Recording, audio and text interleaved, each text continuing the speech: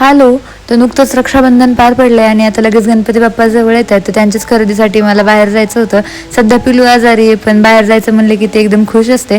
मला सगळ्यात पहिले घ्यायचा होता सिल्वर कोटेड चौरंग, आणि तो आम्ही दुकानात जायच्या आधीच आम्हाला रस्त्यावर मिळाला. खूप छान असा चौरंग मी इथे खरेदी केला. त्यानंतर आम्ही घेतला गरमागरम चहा. सध्या बाहेर पाऊस सुरू आहे, त्यामुळे चहा तर घ्यावाच लागतो.